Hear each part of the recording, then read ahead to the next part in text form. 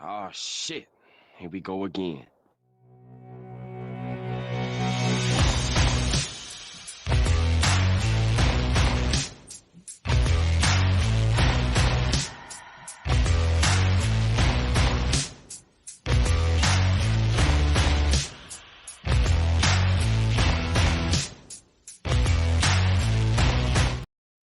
Hello and welcome out to this week's episode of Outbreak Gamers. I'm your host, WebDave, David Anthony, fat guy in a chair, whatever you want to call me. I answer to anything.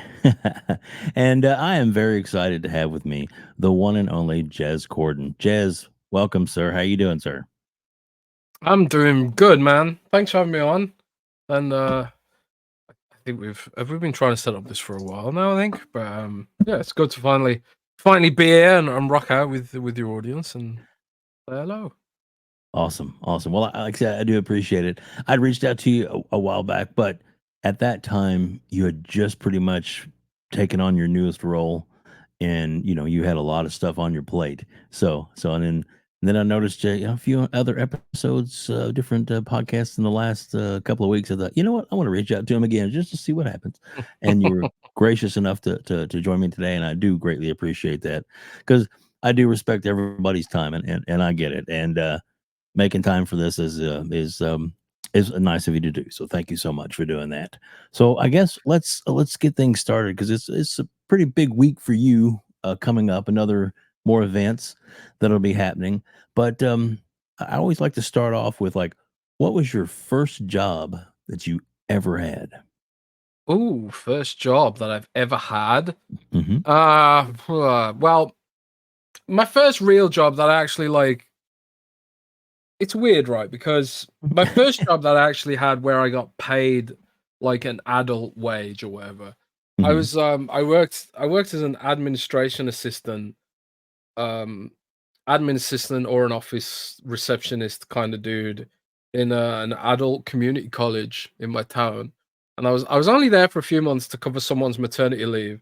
Mm-hmm. But that job was absolutely soul destroying, and I was like, I never want to work in an office again.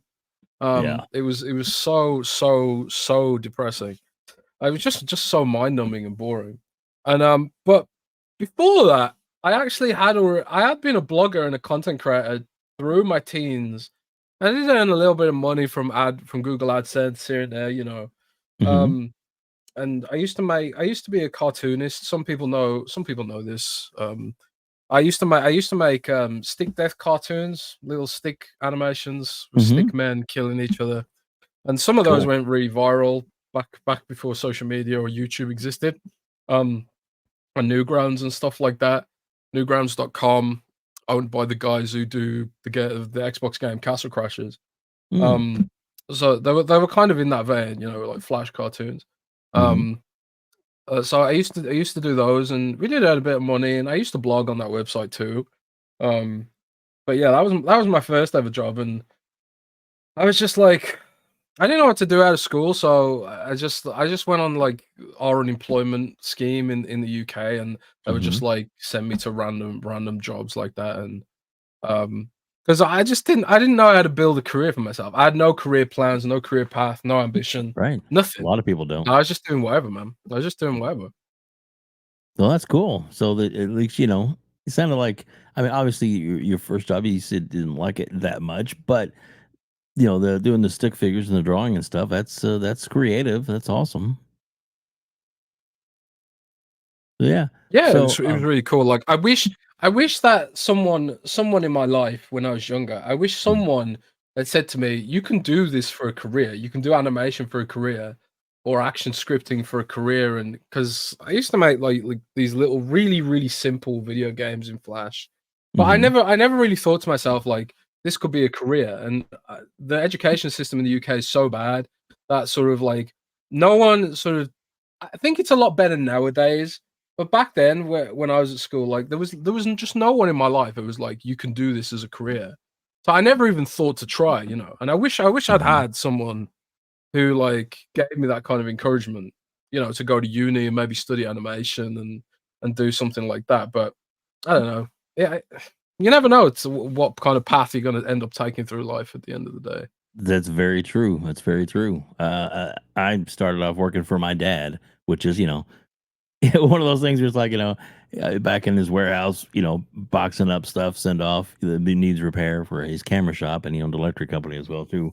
But it's like, you just, and to where my path led, you just never know. But that's what I was finding fascinating as to where people, kind of started off, and then where they ended up now, and this whole interview type thing that I've been doing is to try and just there's content creators that are touch the field of gaming in some way, and it can be whether it's you actually work on a game, you write for a game, you know you are the press, the media, any of that kind of stuff, and or just a gamer that streams. I just every little aspect of it, I just kind of found it very fascinating.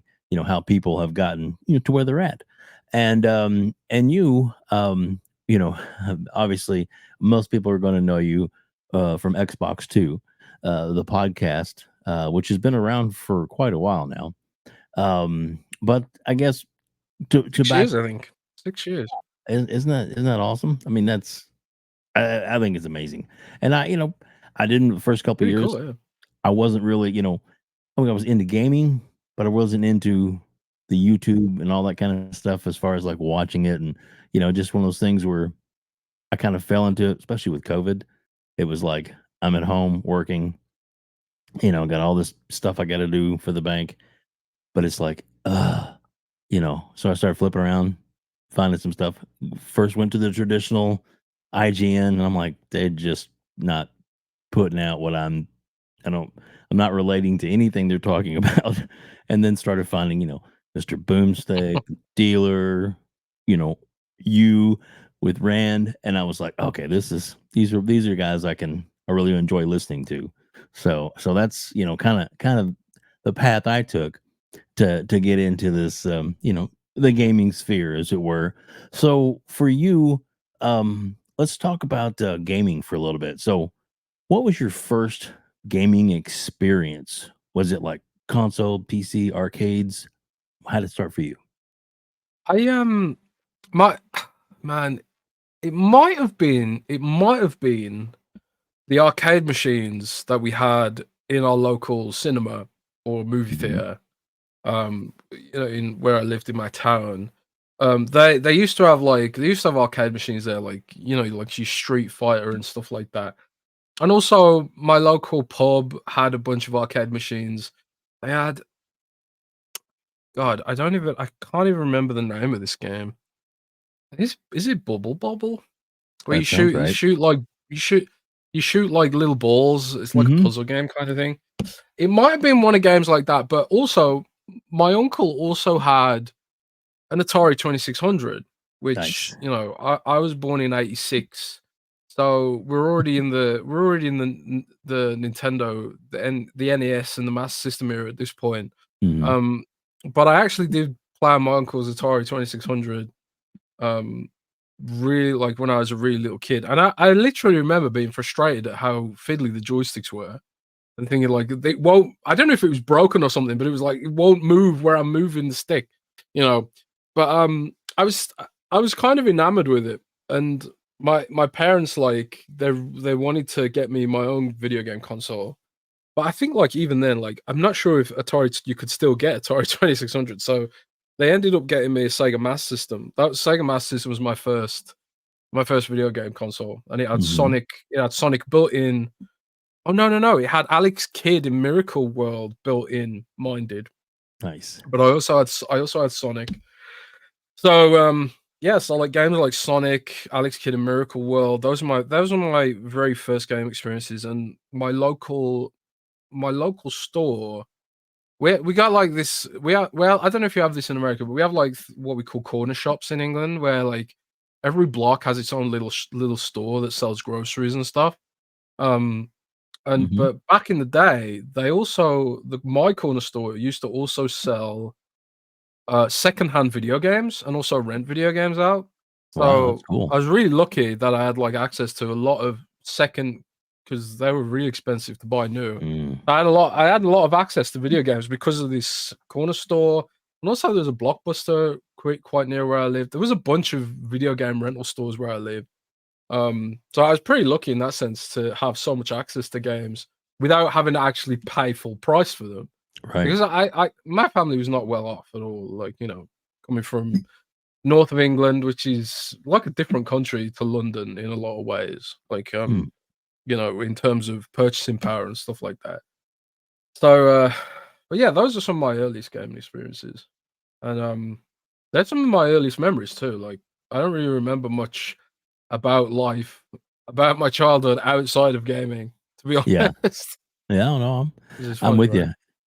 As I get older too, there's a lot of that stuff too. It's kind of like not necessarily that it was bad, but it was like not memorable, if that makes sense. You know, I know I learned a lot about Yeah. different things, but it's like, you know, So I get that as well too. What I guess from there for like your first, you know, console system, Sega. Did you was it like, I guess, as you were growing up and you had other employment, where did you start spending money on gaming consoles and continue with that, or was it just kind of a hobby for you then, or was Well, it I was really a like, I mean, gaming was getting super big in England, Mhm. um, around this time, I suppose. And like all the kids at school, everyone had some kind of system at school. A lot of people that I knew, they all had Sega systems. Like, I don't know if this is a regional thing or it's just my perception, but I didn't really know anyone who had a Nintendo. It was all Sega, Mhm. Sega, Sega, Sega. My neighbor had but I was like, it was still like I was still quite young and I wasn't really aware of the wider gaming industry or the systems. I was not aware of Nintendo at all back then. Um, you know, it just like I just didn't know what it was. My awareness of Nintendo was the cartoons that were on Channel 4 in the morning, like Oh, the wow. Zelda cartoon and the old school Mario cartoon. Like all Yeah. these all these Nintendo cartoons, I thought they were like a cartoon company or something. Because there's a lot of Nintendo cartoons I used to watch, but also the Sonic cartoon, the 90s Sonic cartoon was absolutely incredible. Yeah. Um, but I sort of like I remember my neighbor had a Mega Drive, the first version, and I was like, oh my god, the graphics are so much better than the Master System. Eventually, I got like the 16-bit Mega Drive, and then like my siblings were growing up, so they started taking an interest in consoles as well. So the way it ended up was like one of my siblings would buy one console, I'd buy one console, another buy another console. Um, and so on and so forth. And eventually, we did just end up with every console. Because Nice. my brother was more into Nintendo stuff.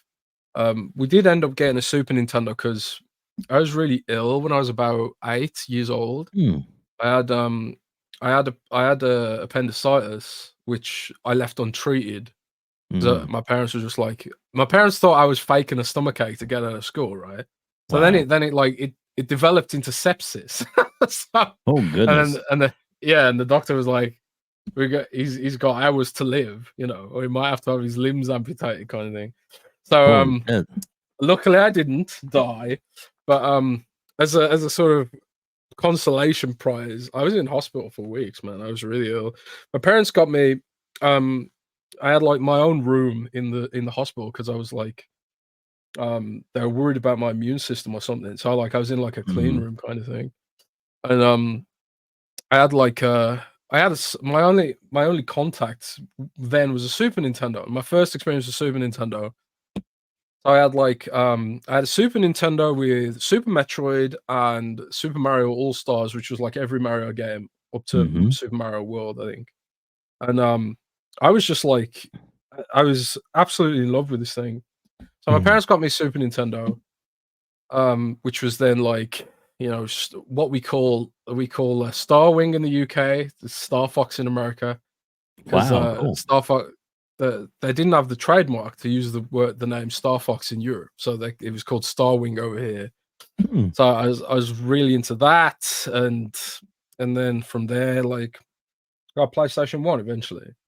And that's when I think I gotten, I don't know, I would have been about 10 or 11 when the PlayStation 1 came out. Mhm. And I think that's when it sort of started going from being like, oh, this is a toy to being like this is all I want to do in my life, kind of thing, Right. you know. Yeah. And the game that really did that for me was Final Fantasy VII. I think, like, Oh yeah. I'd always played platformers, puzzle games, and I wasn't aware of RPGs at all. Somehow I'd completely missed Final Fantasy before then.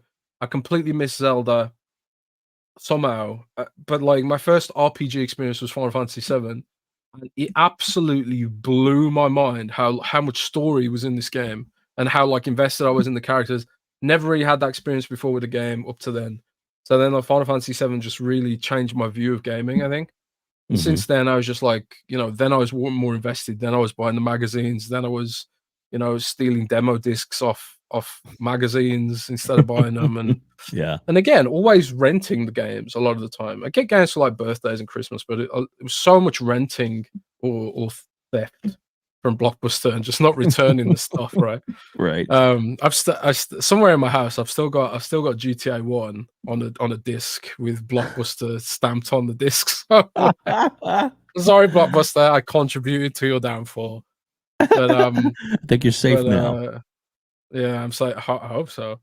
And also I've also got like N64 Blockbuster copy of Clay Fighter. This awful clay like clay fighting game with clay models. It's so terrible. But yeah, it just kind of snowballed from there really. But my parents had bought me a PC because they bought me a PC on a credit card, which they spent many years paying off because they'd seen there was a TV show in Britain called Tomorrow's World, and Bill Gates was on. And this is how Microsoft has sort of touched my life through the years. Right. Bill Gates was on the show, basically explaining what the internet was going to be and how the world was going to look like when everyone's got a PC. So my parents were just like, we've got to buy the kids a PC, because this is the world they're going to live in. And my parents are really not technological, but they had the foresight to they really believed Bill Gates and what they were saying on the show, Tomorrow's World on TV, that what was going to happen with the internet stuff. So it was from having the PC that eventually started discovering PC games like Unreal Tournament in the late 90s and then Blizzard games like Warcraft and the Blackthorn. Really loved Blackthorn when I was younger. And then just from there, like starting really using PC all the time. And I live on a main road in England. I always lived on a main road, like I don't know what you call them in America, but it was like a road that connects the rest of the town to each other. So it was one of the first roads to get internet access. So my parents being like, we've got to make sure the kids have got all the right technology or whatever. Wow. We were one of the first houses in town to have internet as well. So I was the only kid in school with a PC connected to the internet. Really lucky, really lucky.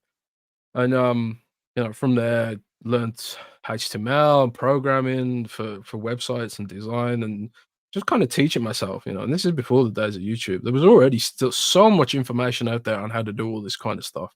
On MS Chat, which is like a similar to IRC, and forums and email groups and all this kind of stuff. Yeah. I was glued to it, man. From about 10, 11 years old, I was just glued to the internet. And I suppose it's destiny that I'd end up doing a job that's so internet oriented. Right. But the school system, they didn't have computers at school, until I was much older. And then the lessons were like, this is how you copy and paste, Oh wow. And I was already like building my own websites at that age. Yeah. Yeah. It's a different world now, of course, but yeah, I was very lucky, I think, with regards to that. Well, it really does sound like it. I mean, like you said, the forethought that your parents provided you. I mean, it would be rare in most cases. So I think it's great because probably gave you a leg up or an advantage further in life. So, like you said, what you're doing now, can probably all kind of go back to that experience with early computer work and being able to learn and to dig in. That's why I started doing HTML too, was just trial and error. I'd say Yeah, it's click a the trial thing and where it's error. like Yeah. source code, source thing, and look at all that. I'm like, what the hell is all this? The thing about title and body, and and I'm like, ooh, okay. So as you start to figure things out and play with it, and you're like, oh, I got that to work. So it's pretty awesome. It's amazing. I probably couldn't code HTML now to save my life, but but for a while I did it. Even when I worked at It's some all radio different now. stations. Like, Oh yeah, yeah, it's all totally different now. yeah. When I remember when I sort of like in my teens, it was all like I used to build websites by nesting tables into each other and setting Mhm. table backgrounds and stuff like that.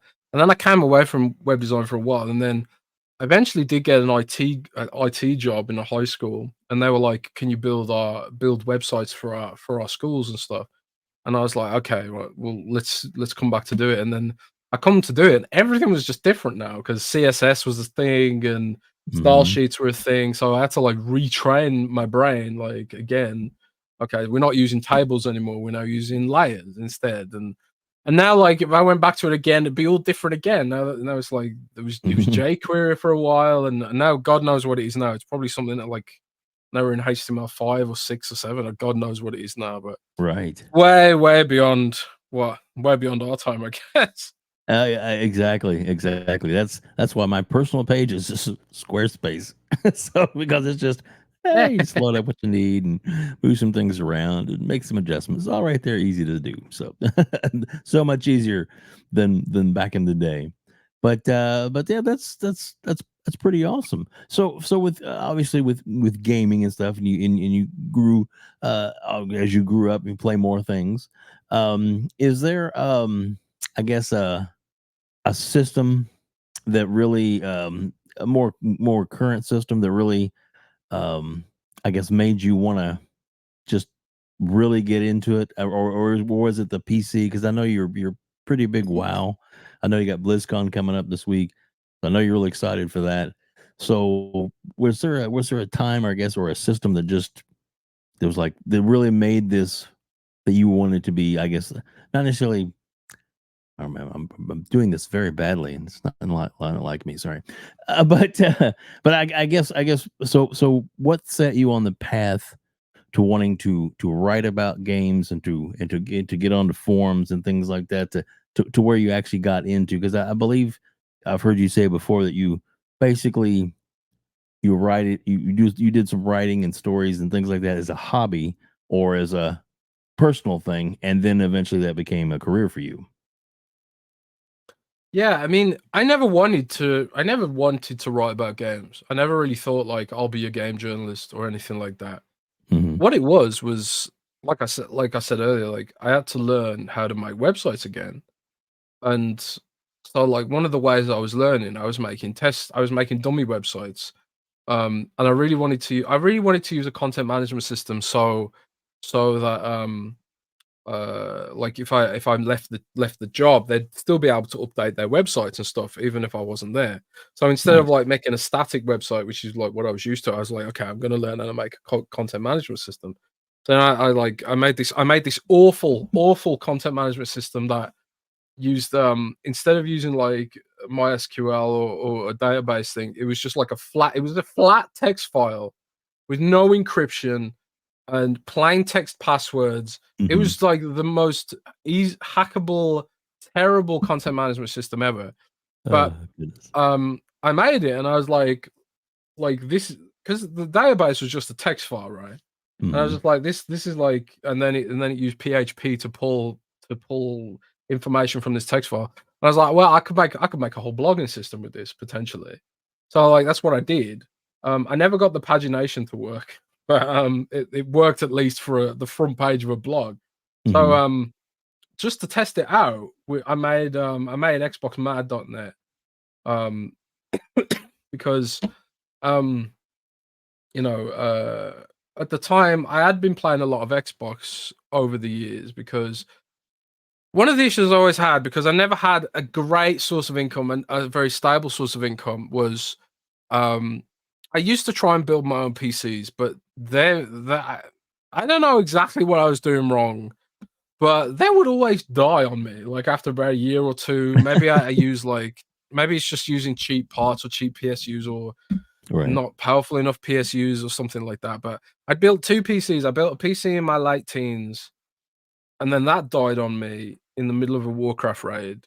Oh no. And then I took a big break from WoW because I couldn't afford to fix it, and I couldn't figure out what was wrong with it.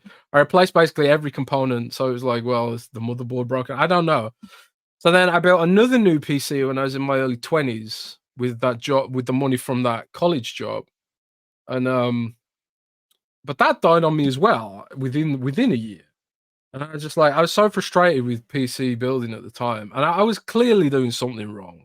I have no idea what it was. I mean, we're going back almost 20 years at this point, but it was like, yeah, I was doing something wrong. So I kind of gave up with that, and I was like, well, I'm gonna, stick to console gaming for a while again because it's much cheaper. So I had an Xbox 360, and all my friends had 360, and we play Battlefield all the time. Battlefield Bad Company 2 was the game we played shitloads and shitloads of.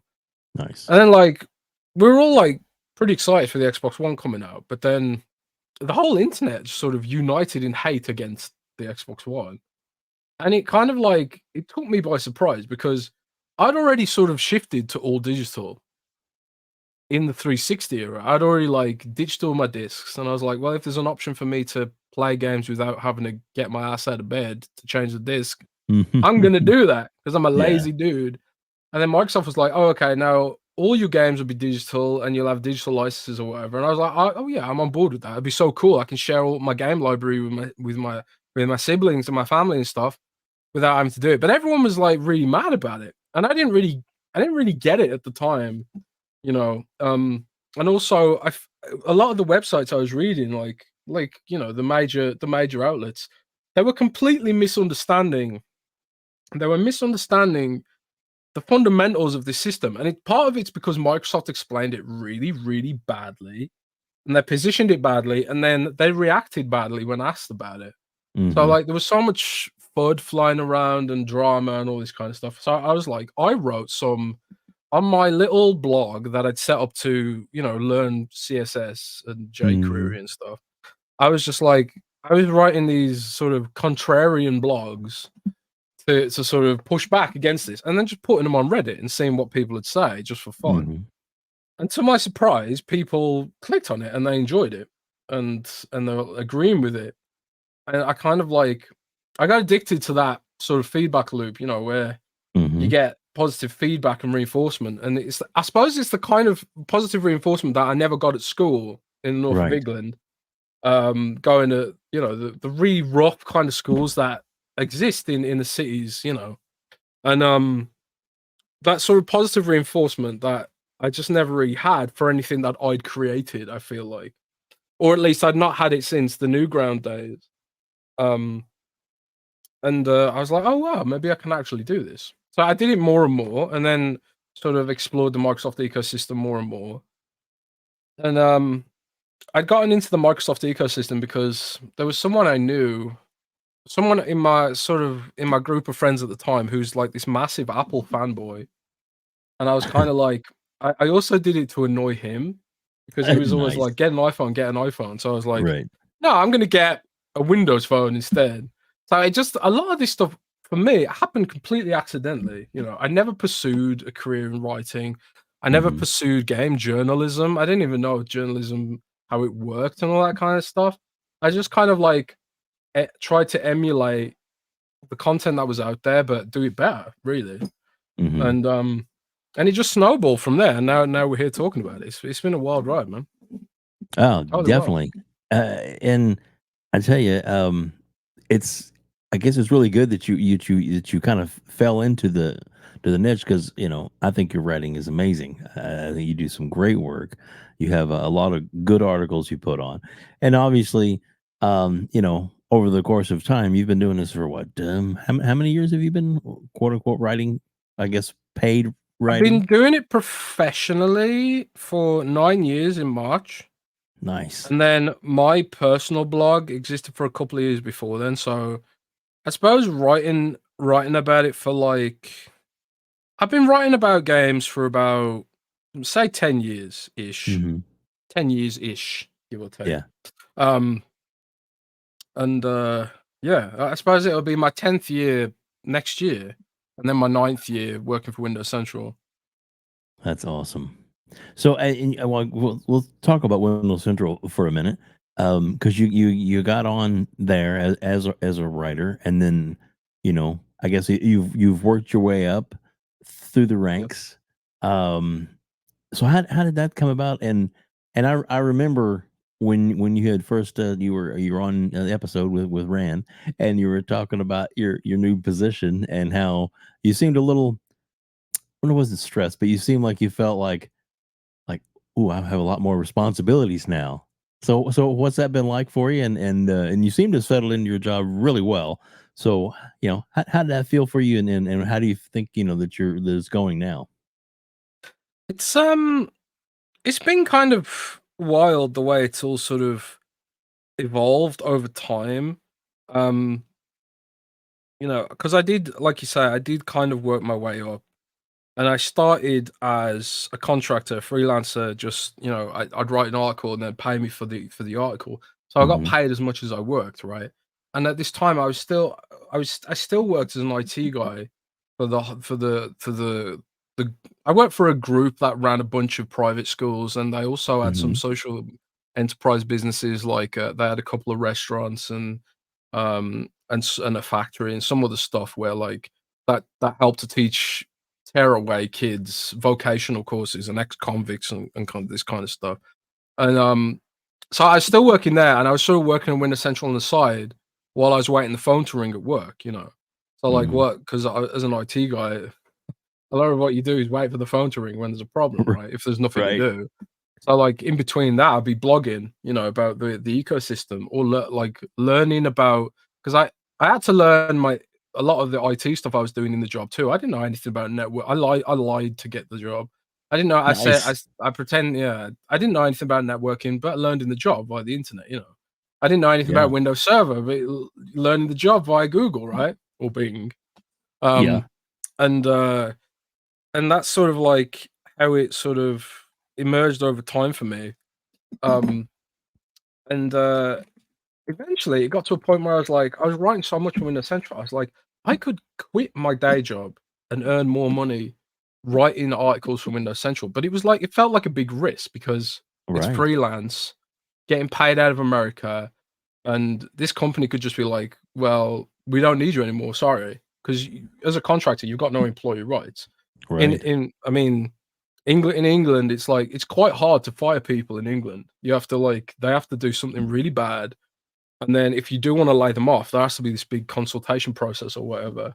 So like my job was it was minimum wage, but it was secure, right? But this was Mhm. felt like a risk. But I was just like, it's probably the first real risk that I felt brave enough to take, I think. And it just kind of shows that sometimes you do have to take a risk, and you do have to take a chance on degrading your stability potentially to pursue something greater. Mhm. Um, and yeah, and then I worked my way up. Eventually, they stopped me doing freelance and hired me full time. Um, and then I became managing editor last year. Um, after sort of being a senior writer for God knows how long. Mhm. Um, and then Future acquired the company. So Future owns PC Gamer, Games Radar, Metal Hammer Magazine, Mary Claire, Home and Garden, Wow. Space.com. Like they are Future's the biggest, you know. People often think of IGN as the biggest, but Future as a sort of umbrella. We Mhm. own Tech Radar and Tom's Guide and Tom's Hardware and stuff. All these and Antech, like all these websites, they're all small websites, but they own all of them. So it's like Yeah. Future's the biggest publisher in the world, and being a managing editor in the sort of the British-based company has been incredible. But like you say, it's like last week on the podcast, I was talking about how stressful it is and how much how much it sort of eats into my time to do content creation. Because a lot of it is managerial, a lot of it is planning and editing, and less of it is content creation. I think like it's made me realize that even though, you know, it's higher pay than being a writer, it's not where my passion is. Right. So I might actually take like I'm actually looking to change my role a bit in 2024 when we move to a new quarter, and let someone else on the team step up into that role who does enjoy the planning stuff, because I just rather be, you know, doing what we're doing now, is content creating, chatting to the community and that Right. kind of stuff, and doing the podcasts. So Yeah. but yeah, it's weird, man. It's weird how it's all in flux and how it's evolved. Yeah. Well, one thing I'll say as an outsider looking in, I think you've definitely built a very strong reputation for your journalism and for the the writing and the product you put out. Your viewpoints, for the most part, are right on. But obviously, somebody can't agree with necessarily everything. But a lot of times, you really dig in and try and get the facts as much as you can, or if you have a viewed point, it's met with the broader stroke of there's this, but then this is what I think about it, and I like that a lot. Like I said, I think you're a great writer, and so if you did take a Appreciate step that. back from that position, then most likely I'm sure they're going to continue to use you as a writer pretty heavily because your work is second to none, man. I think it's great. I really appreciate that, man. You know, there's a lot of writers out there who I really admire, and I wish I could be like wittier than them, or as witty as them. Oh well, wittier than them. You know, maybe I get more clicks, but you know, I really love like Gene Park, a Wall Street Journal. No, Washington Post. Sorry, not Wall Street Mhm. Journal. Um, and Gene Park is great, and uh, people like Jeff Grubb as well, really great writers. Even though Jeff does more the video stuff these days, Mhm. you know. But at least I know that I try and inform people, and I have a lot of. I've over the last decade, I've gathered a lot of access to get sort of high level explanations for the reasons why Microsoft does things or why the industry is the way it is, and the financial stuff. So I try and share that information in a sort of palatable form, as Yes. palatable as I can, because it can be quite boring and dry, you know, to go through like a full financial report or read a patent or something like that. Mhm. Um, but I try and distill that into something that's entertaining to read. Hopefully, entertainable. It's not a word. Um, I like it though. It's a good word. entertainable. It's a new word. There you go. Yeah. So I appreciate, like, you know, and all the nice comments I get from the community. Like, really does keep me going, and because it's so easy to focus on negative sometimes, you know, Right. and there's a lot of trolls in the gaming community, Oh and man. there's people who just want to bring you down because maybe you've said one thing that pissed them off, so now they've got like a lifelong vendetta against you, Wow. and stuff like this. Um, Content creators deal with that kind of stuff all the time, you know. Yeah. Unless you're like, you know, just super nice and neutral 24/7, but sometimes I think it's dishonest sometimes if you can't like Mhm. push back on things that you don't agree with. But I don't know. Well, I like the perspective that you have it. There's times when when you'll like for instance a Microsoft, whether it's a standpoint or something they've done or something that they've just out of nowhere. I guess there was one the price hike on one system in one area of the world, and a lot of people were like, how can they do this? And other, and like yourself that were like, well, let me find out if I can find out the reason why it happened, and then with that, you dig deeper into it, and I think it's what it takes. And there's a lot of people that no matter what, like you said, haters, or if you talk disparagingly about one brand or the other, they're going to dislike you for that, So there's some people that say, everything's roses at Sony, and others that are like, they're in deep trouble. And I mean, somewhere there's a common, or there's a, I should say, there's a perspective, or I guess a reality that, you know, every company has downward turns and every company has its highs. Like right now, Microsoft seems to be on their gaming level hitting a really good high. And it's a, you know, it's a good time to be, quote unquote, the Xbox ecosystem. Where the Sony, like I said, they're not in so much trouble. They're not going anywhere. They're not, you know, the sky's not falling on them. But yet they're not in a position that they've used to being for like the last, you know, 10 years or so. So and it's and if you just don't, a lot of things aren't black and white, I guess is what I'm trying to say. There's almost always two sides to every story, or at least a cause and of to the effect of what's going on, and something is either fixable or it's not. Yeah, you said it all, man. Like I think the issue with social media is that a lot of times, especially with gaming, people just want to they want to dogpile and they want to get annoyed and they want to feel like they can join a movement that can create some kind of change and stuff. And I think it's important to create change, especially when consumers are getting screwed over or developers are getting screwed over. Like a lot of people are mad at Bungie right now for their layoffs, and Mhm. a lot of people are mad at Microsoft for price hikes in Brazil and stuff like that. But sometimes it's like you can create a response more effectively if you have all the facts in front of you, and sometimes facts, you know sometimes the facts aren't what people want to hear. They just want to Right. be mad, or they just want to. They're addicted to the rage hole or the outrage bait, and that's why outrage bait works so well on whether it's TikTok or YouTube or whatever. I saw some TikTok today where um it was a YouTube short or whatever. I saw this YouTube short where some girl and she's got over 1 million followers on TikTok. She was saying someone had put it on YouTube Shorts, and she was saying that her thing is that she's got a conspiracy theory that the sun is fake, right? That the sun isn't real, and Okay. that it's like a construct or something. I can't remember that, that the government put there, and that the real sun was destroyed or something like that. And her evidence for this is the way the sun looks when you look at it through a window or something. It's stupid and ridiculous. And she's Right. like pretty young. She's got to be like in her early 20s or maybe even her late teens, like 18, 19 or something. Yeah. And it's just clear that she's trolling, man. She's Right. 100% trolling, but she's playing it straight because A, there is a bunch of people who they'll join in on the joke and they'll also say it's fake.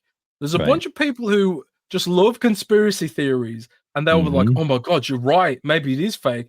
And then there's other people who just like, "Oh my god, this is stupid. I'm going to share it to tell all my friends how stupid it is." So Yeah. it works really well on multiple levels. Mhm. Um, and it's annoying that it works so well, but it does. And Yeah. I try my hardest to resist falling into that trap that a lot of websites fall in, because when they see them hate clicks rolling in, and the higher ups see it and they're like, "Oh wow, that was really great content. Do more of that because our shareholders like it." Yeah.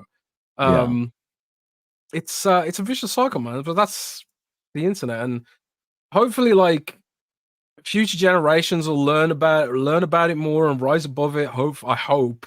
Yeah. But I think human nature's just human nature. It's kind of, it is what it is, and humans don't change, I guess. But Yeah, it's no for big deal. sure. Well, like I said, I do really enjoy your perspective is more thought out, and I guess if it does go negative one way or the other, and they get their clicks or whatever, then okay, cool.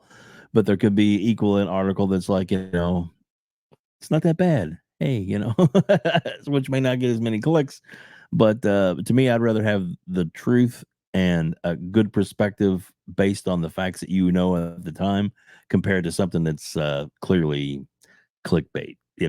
So Yeah, I'm addicted to facts as much as humanly possible. I think part of it's like being raised on the BBC, where the BBC is very it's not entertaining. It's very sanitized, and by law, they have to present both sides of an argument, you know, and Mhm. like say, like, yeah, this side thinks this side thinks that, and this is why this side thinks this, and this is why this side thinks that. And I think like a lot of British people who do grow up on the BBC have that kind of rejection of the more, I hate to say it, but American style polarization, you know. But even Britain's getting that way, and there's a lot of with Britain, it's more in the newspapers that want to do this polarized outrage baiting stuff.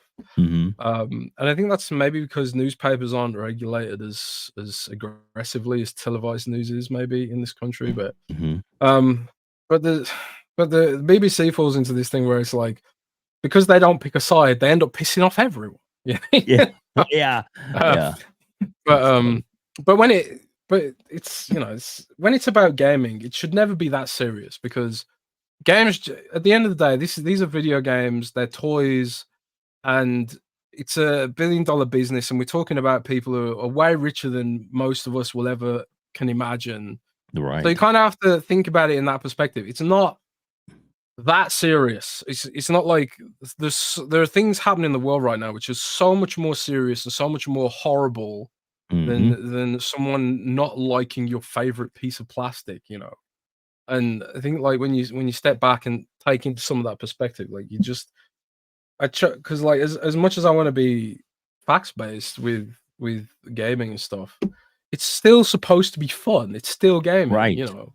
Mhm. Um, So, and it's not that serious because they are toys at the end of the day. You know, it's Yeah. like movie journalism or music journalism. It's not that serious. Yeah. So, you know, and that's why I don't feel comfortable calling it journalism, because it's not that serious. Like if the humanity was wiped out by an asteroid tomorrow and then the aliens did archaeology, they're not going to care what opinions people had about video games. They're going to be Mhm. more interested in like what's you know, the anthropological history of this era. You know, they want to know the actual journalism, the politics, the economics, the geopolitics, and the social situation of the world. Like the documenting video games just doesn't feel as anywhere near as important as some of this other stuff. But Right. that's why I like to call myself a blogger, you know, because I Right. kind of think about it in that vein. It's entertaining entertainment, you know, but still Yeah. with journalistic integrity, hopefully. Yeah. And I'll tell you, you definitely are very entertaining. So I I appreciate that. definitely enjoy that. You're welcome. You're welcome. Let's kind of turn things just a touch. And I know you may have touched on this before, but sometimes I think when I even interviewed Rand, his basic fallback was maybe you should ask Jez. So I guess how did you guys meet up and then eventually became a friendship and bond? You have no idea, do you? That's Were you why he's playing done that, games because together? he knows I don't remember that well. I have That's such funny. terrible memory, Yeah. terrible memory for unless I'm like 100% focused on one thing at a time. I just Mhm. don't remember it that well. And I think like we met. I know from talking to people that me and Rand met at E3 when Rand did his million gamer Mhm. score thingy. And Yeah. all I can really remember of Rand is that he was really tall. And Yeah. he's a really, really big dude, you know. And like Mhm. I was thinking like, oh wow, he could like he's like a bear, you know. And he's a high Rand, you know, kind of thing. Yeah, Um, yeah. but but that's all I remember really, because I was it was my first E3, I think, and everything was a blur. I was so excited and I was doing a million different things. Mhm. And so like my head was it was just a complete blur. I can barely remember any of it. I remember sweating my ass off Yeah. because I bought British clothes to Los Angeles, you know, and I had a jacket and big jeans and stuff. Everyone else was walking around in a t-shirt and shorts and that kind of thing. Yeah. Um, I got sunburnt to hell because I mean you can see how pale I am, Yeah. and I remember having hors d'oeuvres at the Xbox event, and I was like, "Oh wow, this is posh, this is Ye fancy," you yeah. know. But I don't remember much else of it. To be Yeah. honest. That's Um, funny. That's funny. but Well, I guess The to way make it me and Rand easier on sort you. of. Go Oh, ahead. sorry. Go Go on. ahead. I was gonna say I was to gonna make it say easier. we got a You bit go. of a delay. Yeah, we do, and I'm sorry We, about that. yeah, I remember like me and Rand used to talk on Skype. You know, There you go. back when Skype was a thing. Mm-hmm. And we used to. I was running a gaming podcast for Windows Central called OneCast with Matt Brown, who's no longer in the industry. You know, he betrayed us and went to work for big pharmaceutical. So, yeah, he's getting that real money now. But Yep. but me and Matt Brown used to run a podcast. But our schedules rarely, even though we're on the same time zone because he was British, our schedules really rarely lined up. Matt was a super busy guy, and I think he had a lot going on in his social life, so it was hard for us to line up our schedules. So we'd miss episodes. Sometimes we didn't do an episode for like a month. Oh, wow. But I'd noticed that me and Rand were talking about games way more frequently because Rand had a lot of time. Um, you know, just gaming all day and eating Doritos that he does.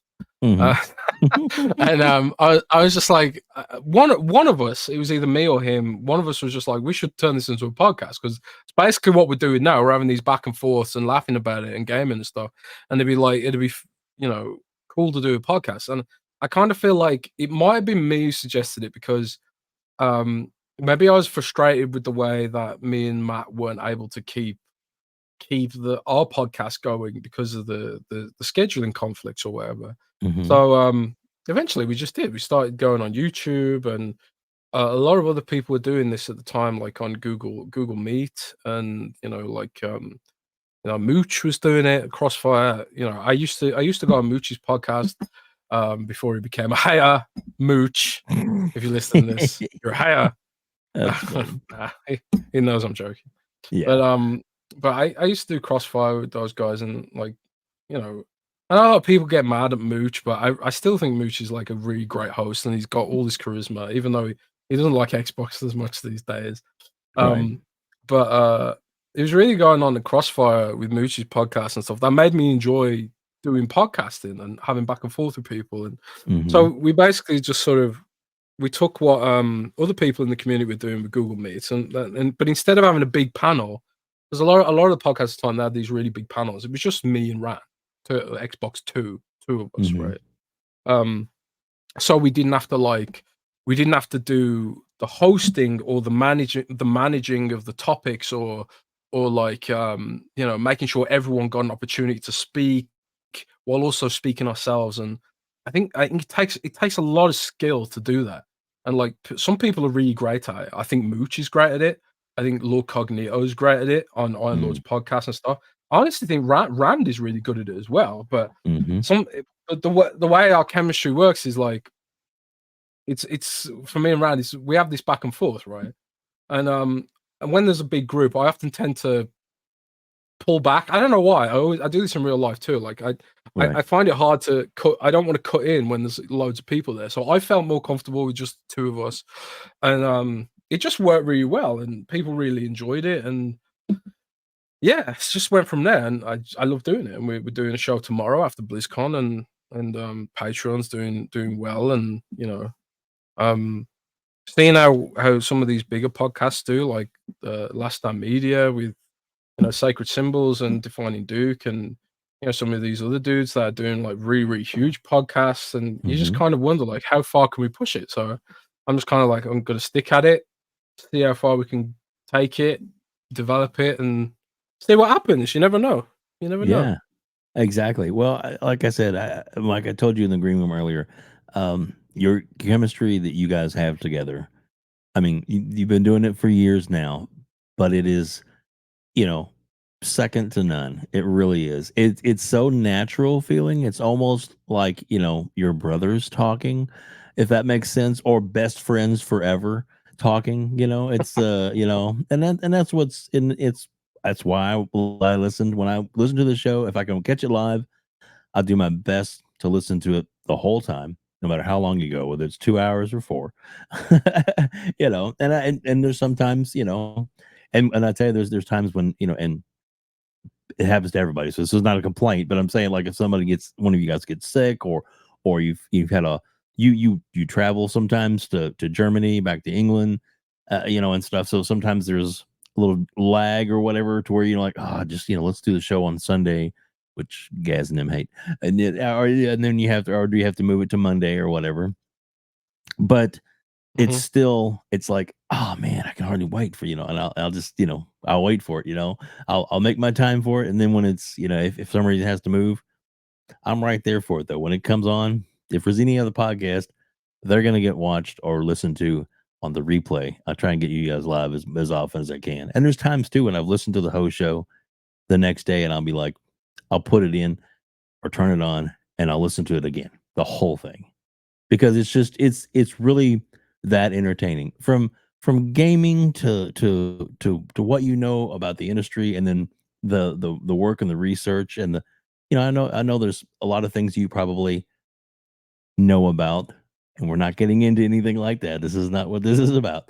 But I mean that you have to keep for yourself, and there's times I know Rand's joke is let's get him drinking, yeah, loose lips sink ship kind of thing, but but still it's so funny that you guys back and forth, and I love it what you talked about, like mayonnaise, baked beans, stuff like that are like, and he's just like, oh, how could you do this, and how could you put mayonnaise on all that? Even the silly things like that, it's funny.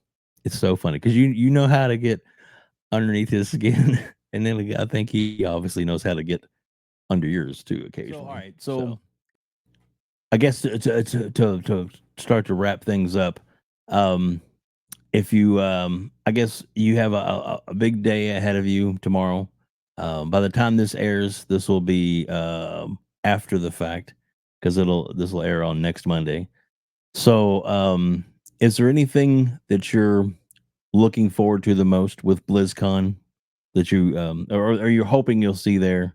Not necessarily that you already know about, but this, that you're like anticipating now that Microsoft owns Blizzard.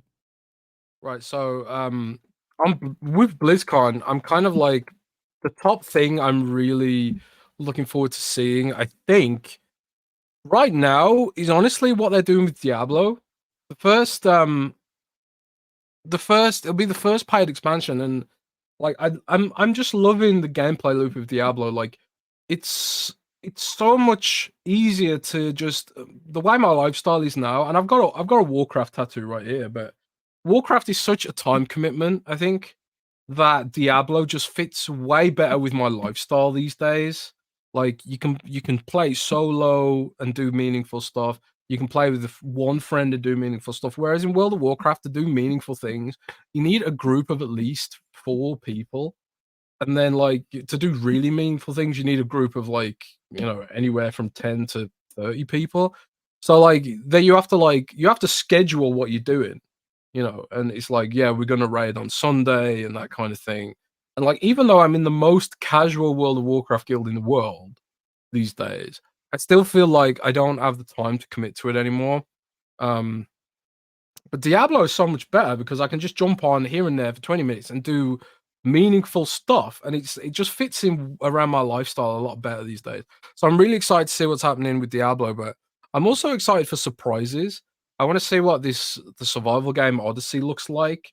I really want to see if like we'll get any nods about StarCraft coming back or something like that.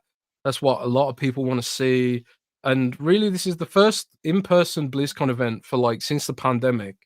And it's also like the first in-person event since Mike Ibarra became president. So I'm really intrigued to see like what it looks like with Mike Ibarra's leadership and that kind of stuff. I'm just generally excited for it. So yeah, anything and everything is what I'm interested in with BlizzCon. Like I'm even interested in mobile games. Like you guys, I know people need to realize how much I love this company. I love Blizzard probably more than Xbox. And now Nice. that Blizzard is Xbox, it's like a match made in heaven for me. I just hope that then they're not going to squander it. Yeah. So I'm a little bit nervous. Not going to lie, I'm a little bit nervous about where it's all going, but we'll see. We'll see. I think BlizzCon is going to be a lot of fun. Don't worry, I'll edit all this down. Nobody will know the difference. That's really funny. weird. It is. StreamYard's quirky, I guess, and of course the internet is the internet. No matter how good or expensive you play, Oh, look at that. You see that? Yeah, I can see that. That's what Warcraft Rumble just launched early. It's supposed to come out tomorrow. That's like wow. Blizzard's new mobile game, which Microsoft now owns. It's just launched today, and That's fantastic. From what I understand, it's basically Warcraft meets Clash Royale.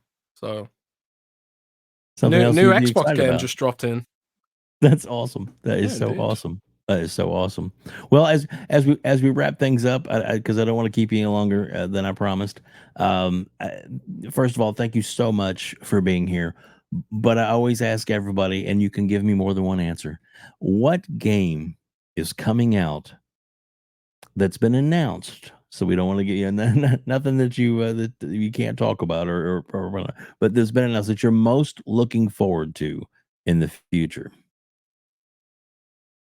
The first thing, when I get these kind of questions, I feel like the most honest policy is to answer with the first thing that comes to mind. Yeah. The first thing that came to mind was Clockwork Revolution from In Exile. Clockwork Revolution is obviously In Exile announced their it's a first person shooter but with RPG mechanics. It looks kind of similar to, a lot of people compare it to BioShock from the looks of it. Steampunk Victorian. Like, if you haven't seen Clockwork Revolution trailer, definitely go and check out. Looks fantastic. But also, when I actually think about it a little bit more, Frostpunk 2, man. Like, Frostpunk is a survival simulation game set in it's set in England during a futuristic ice age, but again, it's a steampunk kind of game again. But you basically try and survive in a frozen wasteland and build up a little city, and while all this, this terrible shit is happening to your city. But Frostpunk 2 is like, it takes it to another level, and it's less about surviving against the cold and more about managing your society and all the nasty stuff that can happen with that. So I actually played it a little bit at Gamescom. I meant to write about it, but I haven't got around to it yet. But that's another game that I'm really, really excited for. But there's just so much to look forward to next year. But 2023 was absolutely a heavy year for quality releases, but 2024 looks pretty banging as well. Oh yeah. There's seems like a lot of good stuff coming, and probably a lot of good content that you're going to be able to write about and keep us informed of. So we're looking forward to that. Jez, thank you so much for being on here today and for talking to us. I really appreciate it a lot. If you don't mind, as we wrap things up, to tell everybody where they can find you and where they can reach out to you. Yeah, so again, thanks so much for having me, dude. But you can find me on Xbox 2 podcast on YouTube, or Jez Corden on Twitter, or on windowscentral.com as well, /gaming if you fancy it there. But yeah, I'm all over. So everyone who supports me and me and Rand, thanks so much, and to yourself, Dave, for having me on. You're nice show here, and I hope you have a really great evening. Thank you, Jez. I do appreciate it. And thanks for everybody for joining us here on Outbreak Gamers.